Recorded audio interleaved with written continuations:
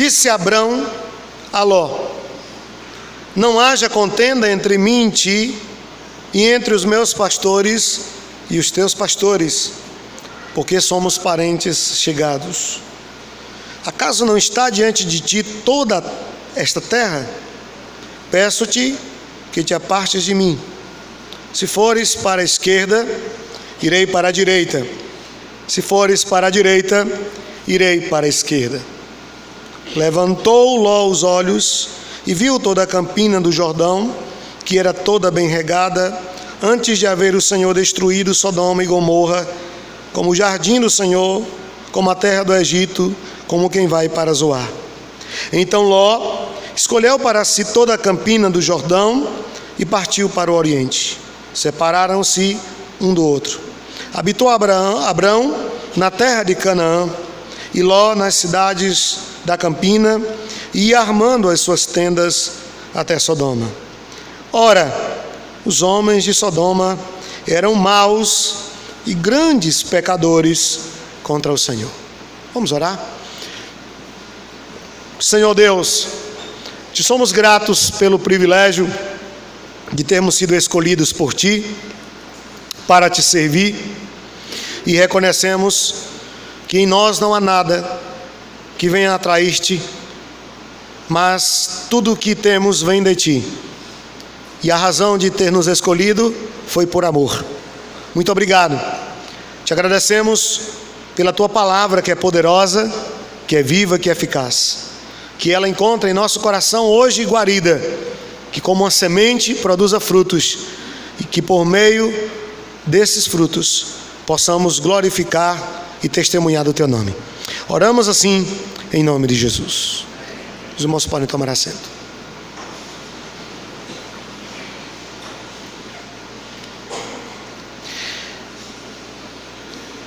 Eu gostaria de começar hoje com uma pergunta e, evidentemente, concluir também essa reflexão com uma pergunta. E a pergunta é: como vivemos em um mundo caído, em um mundo de valores investidos, podemos, mesmo assim, manter a nossa família fiel ao Senhor Jesus? Eu acredito que essa é a indagação de todo pai, de toda mãe de família, que busca conduzir sua família nos valores e nos princípios cristãos. Nós estamos sendo profundamente desafiados nesse tempo a nos amoldarmos aos valores dessa sociedade, que, diga-se de passagem, é uma sociedade que abraçou de forma pública todos os valores que são investidos à palavra de Deus, e nós não podemos viver numa redoma fingindo que estamos protegidos ou que assim estaremos guardados. A igreja, na sua história, já provou que é impossível alguém, mesmo se isolando da sociedade, fugir do pecado. Na época da Idade Média, os monges ficaram reclusos em mosteiros, viviam isolados das comunidades urbanas, e mesmo assim há relatos de pecados terríveis cometidos entre esses religiosos dentro das quatro paredes dos mosteiros. Porque, como Jesus bem ensinou, o pecado, ele não está fora. O pecado, ele está dentro do coração do homem. O pecado tem a ver com a nossa natureza, com a nossa inclinação a pecar. Somado tudo isso, nós temos o contexto de família. Marido, mulher, pessoas diferentes, não só sexualmente falando, mas em todos os aspectos, de uma formação diferente, de culturas diferentes, de meios diferentes. E essas pessoas, esse homem e essa mulher, em algum momento decidiram juntar suas vidas para construir um lar e uma família. Evidentemente, nós temos uma crise instaurada com isso. Olhando todos os as nuances que se tem, contexto, cultura, gênero, nós teremos certamente uma crise instaurada, porque são pessoas totalmente diferentes umas das outras e distintas. E paralelo a essa realidade, nós ainda temos o desafio de não cedermos às pressões desse mundo dominante e vigente. Como é possível isso? Como nós podemos administrar tamanha crise, tamanho conflito? A minha proposta hoje é procurar, à luz das Escrituras, apresentar a você alguns nortes, algumas diretrizes para como manter sua família segura, protegida, nesse mundo que está perdido e que a cada dia se perde mais. Nós temos aqui o exemplo de uma família que teve um fim trágico. Não é uma história bonita. Não dá para colocar no final dessa história da família de Ló a legenda: e foram felizes para sempre. Porque eles escolheram muitas dores, muitos infortúnios, e isso tem a ver diretamente com as escolhas que eles fizeram no decorrer da vida deles. É bem comum o ser humano, quando está passando por alguma situação complexa, perguntar a Deus por quê.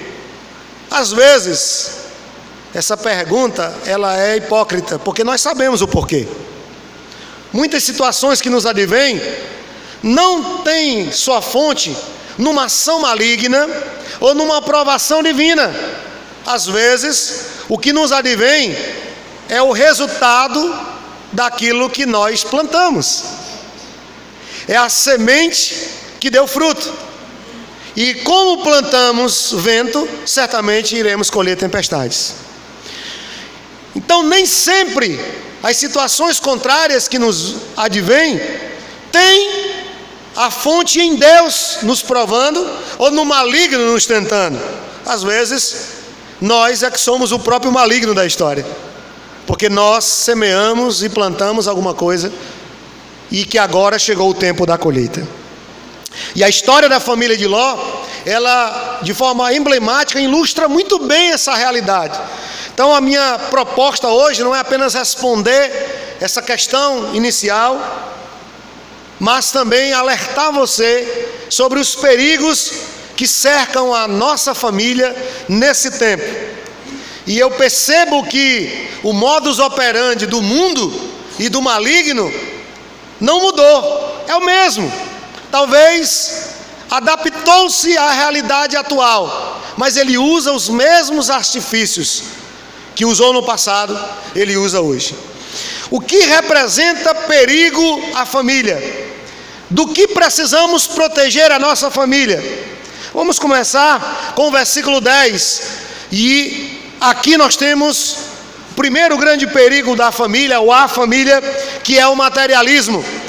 E o texto diz: levantou Ló os olhos e viu toda a campina do Jordão, que era toda boa e bem regada. Ló, ele tinha uma visão, ele tinha um projeto de vida. E eu não acredito que ao fazer essa opção, essa escolha, ao ir para Sodoma e Gomorra, ele não tinha em mente o perigo que ele estava correndo, ou ele não estava arriscando o futuro da sua família de forma consciente. Na verdade, ele desconhecia talvez o perigo que havia ali.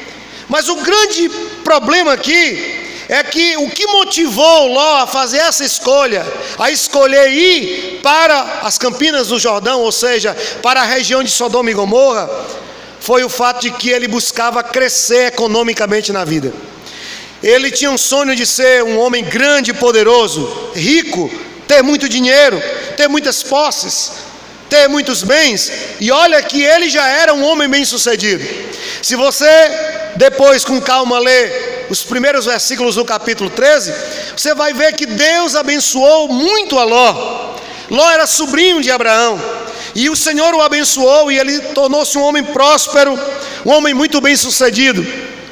Mas, irmãos, aquele adágio popular que diz que a medida do teço enche no inferno, às vezes vem bem a calhar para algumas pessoas, para algumas situações, para alguns indivíduos. Quem tem, quanto mais tem, parece que mais quer. E nós vivemos uma sociedade onde apela para a aquisição, onde as pessoas são medidas pelo que têm, não por quem são. Então as pessoas vivem numa loucura, numa corrida frenética para sempre ter mais. É o celular de última geração, é a TV de última geração, é o notebook, é o tablet, é o carro do ano, é a casa reformada, mobiliada, é a empresa cada vez com seu prolabore aumentando, crescendo cada vez mais, é eu tendo condições de ter mais coisas para que eu possa ostentar. Essa é a proposta desse mundo e dessa sociedade em que vivemos. E a minha grande tristeza é que essa percepção da vida, ela tem determinado o estilo de vida de muitos que se dizem cristãos. As pessoas estão cada vez mais buscando ter mais. E existem inclusive igrejas onde a proposta é essa: venha para ser abençoado, venha para prosperar, venha para ter mais. Você foi escolhido para ser cabeça e não cauda. Você foi escolhido para vencer, para triunfar. E as pessoas estão se aglomerando, se acotovelando nesses lugares, porque elas querem mais, elas querem ter mais. E sabe qual é a ironia? É que quanto mais essas pessoas adquirem bens, quanto mais elas têm, mais vazias elas se tornam de Deus,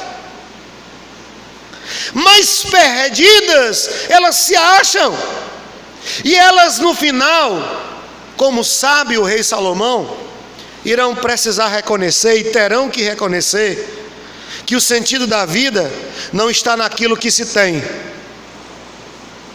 mas está naquilo que se é.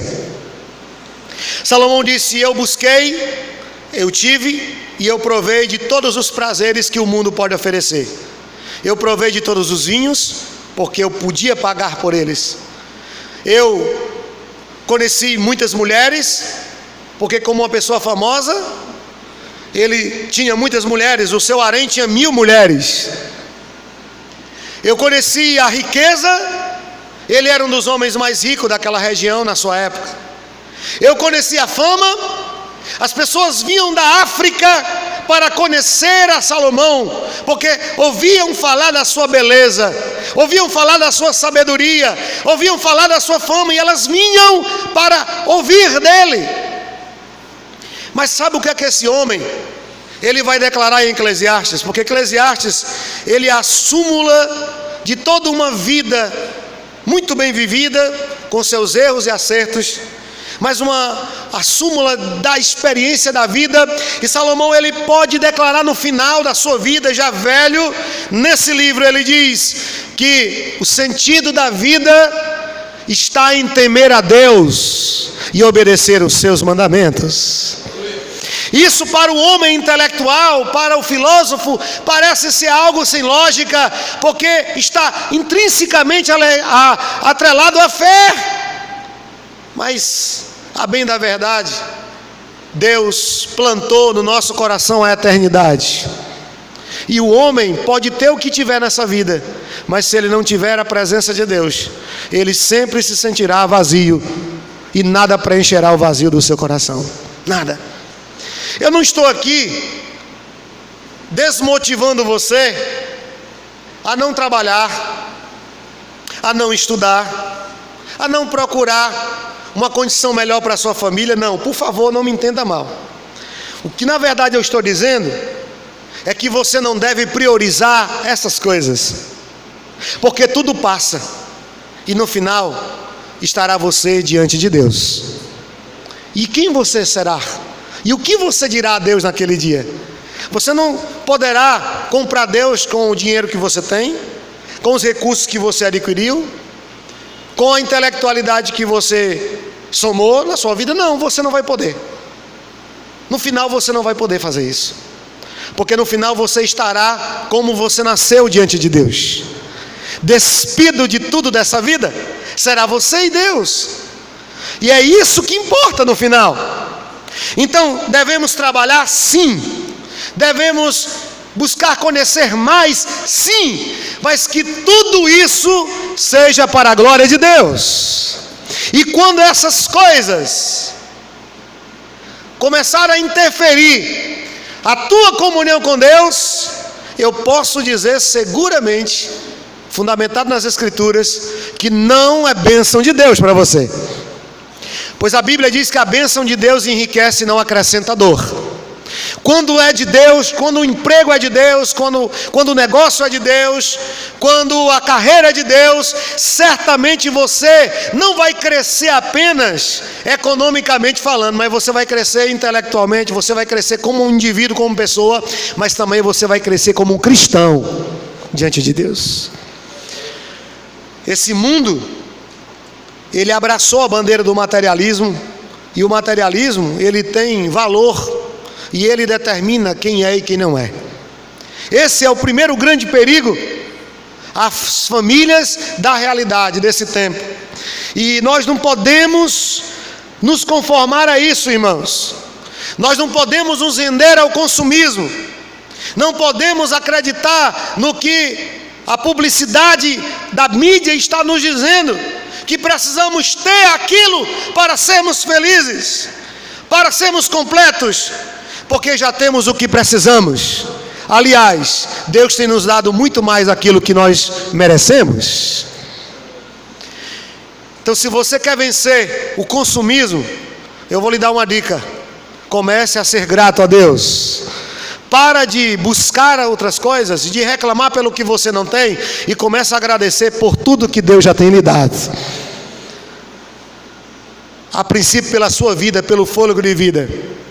Você está hoje aqui, saudável, nédio, lúcido, e nesse momento, existem pessoas que estão convalescendo em um corredor de algum desses hospitais superlotados da nossa cidade.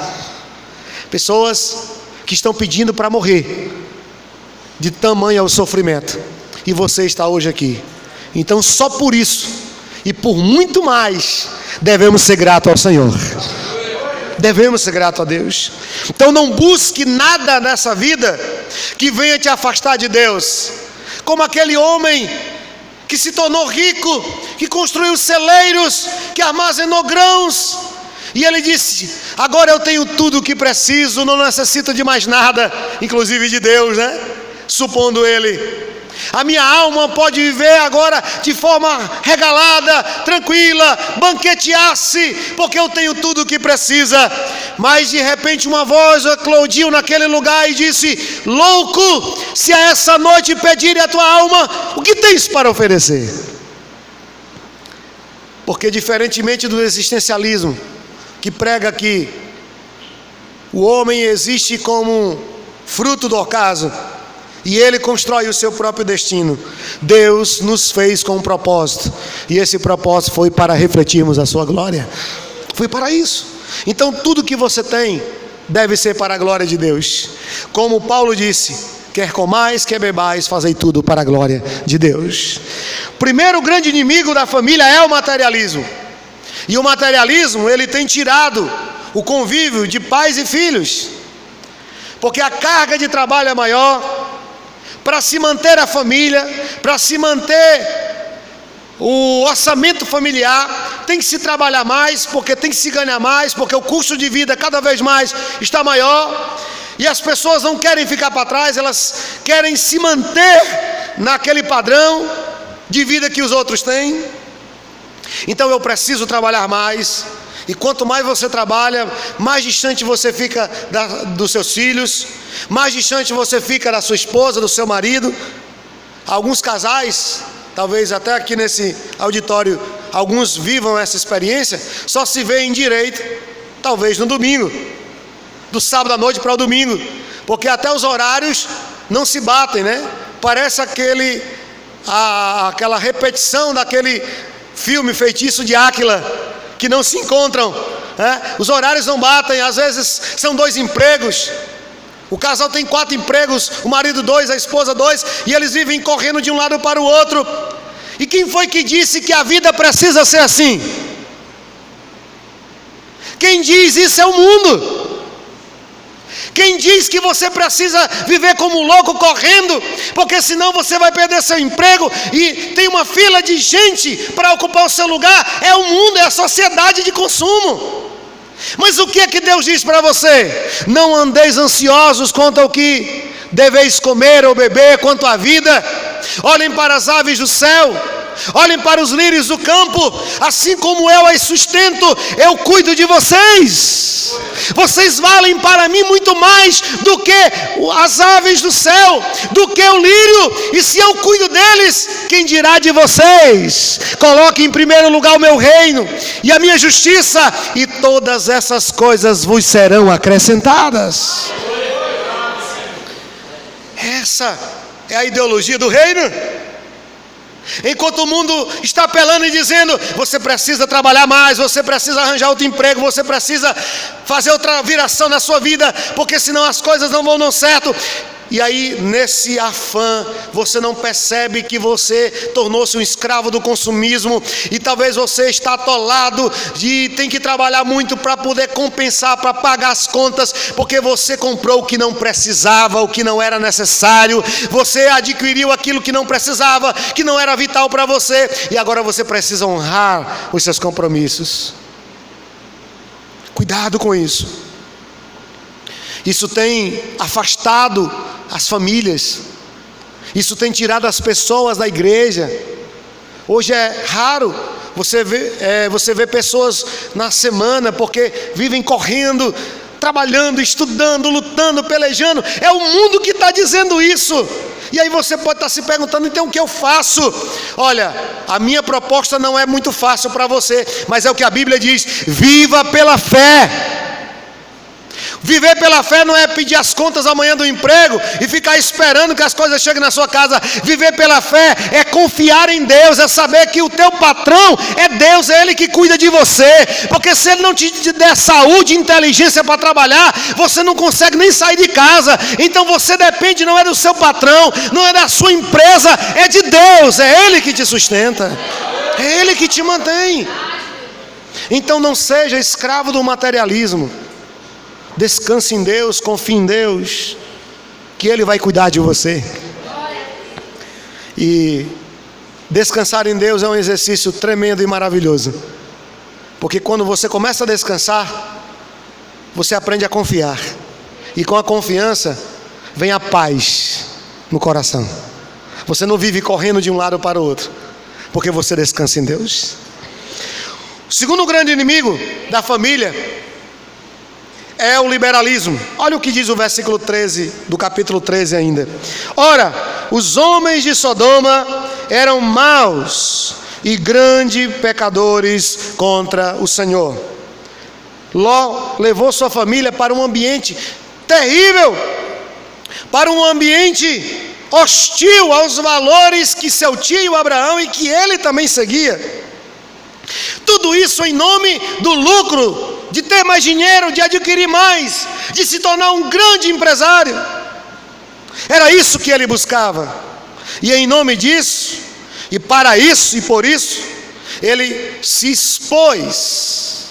Ele se expôs e levou sua família para um lugar hostil aos valores divinos. Essa é a nossa realidade hoje, irmãos. Infelizmente não há um lugar onde você possa dizer: esse aqui é ruim e esse é bom. Todo lugar é ruim. Eu vejo muitas vezes alguns irmãos dizerem: olha, eu pretendo ir embora para o interior para viver mais sossegado. Mas esses irmãos, eu acho que não estão sabendo o que está acontecendo no interior, porque a droga está lá, a prostituição está lá. Tem municípios do estado do Ceará que o índice de criminalidade e violência é maior do que em Fortaleza. É lógico, pelo percentual de moradores, de habitantes. Não existe mais lugar na terra seguro. Não Não existe. Existe menos perigoso, logicamente. Mas em se tratando de Brasil, só Jesus. Só Ele para guardar. Então não há como você pegar sua família e levar para um lugar e ela está ali numa redoma protegida. Não. Até porque vivemos um tempo de inversão de valores, de uma pressão do mundo terrível, a que nos amoldemos aos seus ditames, aos seus valores. E nós precisamos fazer frente a tudo isso.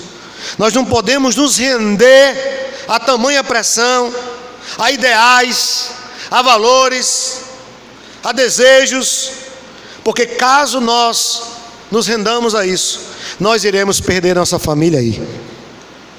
E olha que, infelizmente, existe muito mais do mundo em algumas famílias cristãs do que nós gostaríamos de ver.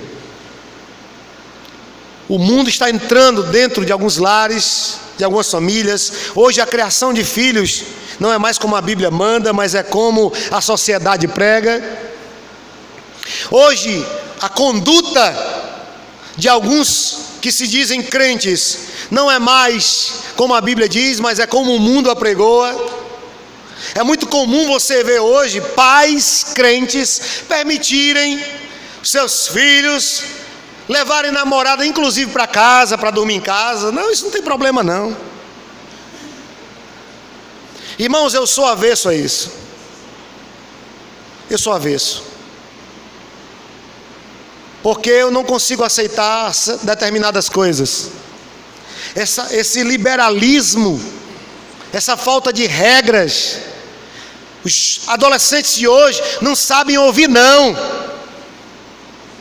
E tem pai que ainda tem a cara lavada de dizer: não, se eu disser não, o bichinho vai ficar com depressão, revoltado. Na minha época, e olha que eu não sou velho, isso se curava com Shiba. Você sabe o que é Shiba? Ótimo para curar isso aí.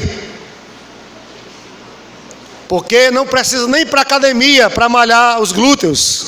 É em casa mesmo que acontece. Não vi ninguém se suicidar por isso. Não vi ninguém da minha geração ficar revoltado com os pais por isso. Mas hoje não, vamos conversar. Tudo bem, eu até acredito que em algumas relações entre pais e filhos, uma conversa resolve. Mas se a conversa não resolver, meu irmão, vá para a Bíblia. Para o insensato é vara.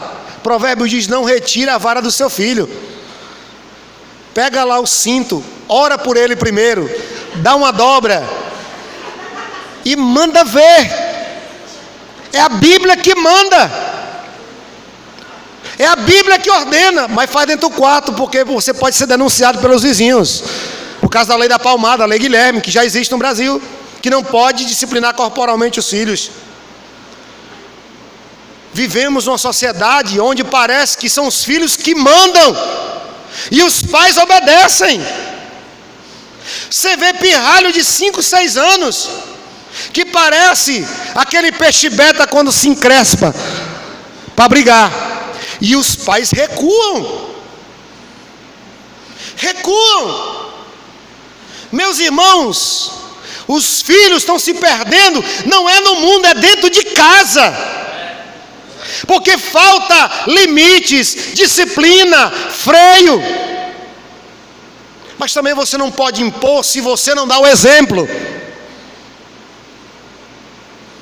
E eu vejo muitos pais pecando nisso.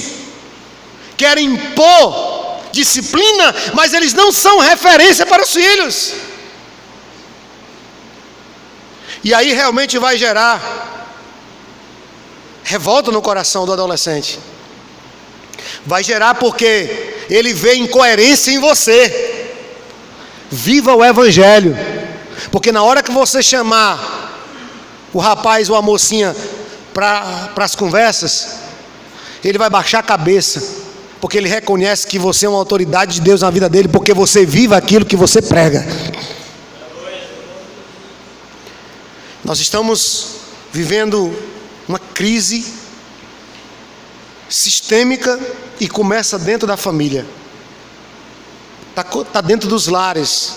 Isso se reflete em todas as esferas da sociedade, igreja, faculdade, meio profissional. Eu sou de uma geração onde os filhos trabalhavam, onde se ensinava as meninas a cuidar da casa. Podem dizer que é machismo como for, pode o feminismo dizer, mas é o que Deus ensinou, é o que está na Bíblia.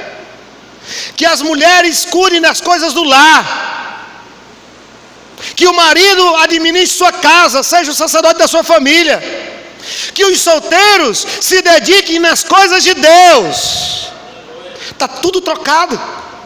O jovem de hoje vive pirando, eu preciso passar num concurso, eu preciso me garantir, Mas se você colocar a sua vida nas mãos de Deus e fazer a sua parte, Deus vai te abençoar. E Ele vai te colocar onde você quer. Ou talvez até num lugar melhor, que você jamais sonhou ou imaginou. Mas você precisa priorizar o reino de Deus. A gente vê tudo trocado, tudo fora do lugar, irmãos. E enquanto for assim, não haverá como existirem famílias saudáveis no mundo. Não haverá. Então, você precisa ordenar. Você precisa colocar em ordem as coisas. A palavra de Deus para nós hoje é essa: coloca a casa em ordem, arruma o que está fora do lugar. E uma mãe me procurou uma vez e disse: pastor, meus filhos querem levar a namorada para casa. O que o senhor diz? Eu digo: irmã, coloca uma luz lá, vermelha, acendendo e apagando, e bota o nome motel. Pastor, que é isso? Ela é vermelha, ela ficou logo, parecia um morango. Irmã, a irmã sai 3 vezes por semana com a Bíblia embaixo do braço para vir para a igreja, mas no outro dia o filho da senhora está entrando com mulheres para dormir dentro de casa. O que os vizinhos vão dizer da irmã? Se eles quiserem fazer alguma coisa errada, eles façam. Façam dentro do carro, no meio do mato, em cima do muro, em qualquer lugar. Mas na minha casa quem manda sou eu. Eu não posso dizer que Jesus é o Senhor da minha casa se eu aceito todo tipo de coisa errada dentro dela. E não adianta fazer oração, chamar o pastor para benzer ou para ungir, fazer o que for, porque não vai resolver. Você pode colocar Salmo 91 de trás de cada porta, de cada janela, o Salmo vai amaldiçoar você. Porque o princípio do Salmo é que se você serve a Deus e é fiel a Ele, Ele vai te guardar. Mas se você não é fiel, Deus vai se tornar teu inimigo, meu filho. É isso que a Bíblia diz. Essa é a nossa realidade hoje, irmãos. Eu queria passar um vídeo.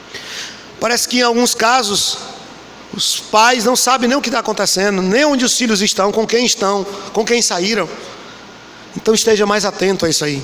Deus nos confiou essa responsabilidade. Essa responsabilidade não é da igreja, não é do pastor, ela é de cada um de nós que somos pais. Um outro grande perigo à família, eu já estou caminhando para o fim, é o conformismo. Agora eu convido você a ir para o capítulo 19 comigo, desse mesmo livro de Gênesis. O versículo de número 14 vai dizer o seguinte: é a mesma história, falando ainda da família de Ló, mas nós temos aqui o desfecho dessa história trágica, podemos dizer assim. Capítulo 19, verso 14 diz: então saiu Ló e falou a seus genros, aos que estavam para casar com suas filhas. Olha como se processa isso, irmãos. Nenhuma família se desfaz da noite para o dia, é algo sempre processual e na maioria das vezes lento, e não demonstra nenhum sinais tão abruptos para que você esteja percebendo isso. Primeiro vem a visão e a motivação: ter, conseguir, possuir. E nessa corrida por ter mais, você acaba abrindo mão de algumas coisas porque você não pode acompanhar, ou perde a autoridade para cobrar porque não está presente. Em alguns casos, os pais querem dar o presente no lugar da presença. Porque não estão presentes, então entope o adolescente, o filho, de bugigangas para tentar tapar o buraco da ausência. O presente não substitui a presença. E aí, com isso, vem o quê? Vem o conformismo. Você começa a dizer, não, é assim mesmo, o mundo é assim. Como eu já vi alguns crentes defenderem a causa homossexual, LGBT, como algo normal. Irmãos, isso nunca será normal, porque isso é contrário à lei de Deus, isso é contrário aos valores cristãos. A Bíblia precisa ser reescrita para que a partir daí isso possa ser aceito como normal, como natural. E o que a gente vê aqui é um homem que foi educado em princípios morais regidos por Deus, aprendeu com seu tio Abraão, mas agora, mesmo não fazendo o que aqueles homens faziam, ele passou a aceitar aquilo, ele passou a entender como normal. E esse é o grande perigo do pecado. Esse é o perigo de quem flerta com o pecado, de quem flerta com o mundo. Não, eu não vou fazer nada de errado, eu só vou estar lá, eu só vou. E aí você começa a ver aquilo, você começa a se expor àquilo, e vai chegar um momento em que aquilo vai se tornar normal para você. Não vai te afetar mais como antes, não vai te atingir mais como antes, porque vai virar meio que normal para você. Foi isso que aconteceu com Ló, e ele acabou se conformando, e a prova disso é que Ló deu suas filhas para se casar com os homens daquela cidade. Só que o capítulo 13, que a gente leu, o versículo 13, diz que os homens daquela cidade eram ímpios e grandes pecadores, e Ló sabia disso, porque ele morava lá. Ele convivia com aqueles homens, ele viu o que eles faziam, o que eles eram capazes de fazer. Mesmo assim, Ló deu suas filhas para se casar com aqueles homens. Sabe por quê, irmãos? Porque ele acabou se conformando, ele acabou customizando a sua família à realidade daquela cidade e daquela geração, daquela sociedade.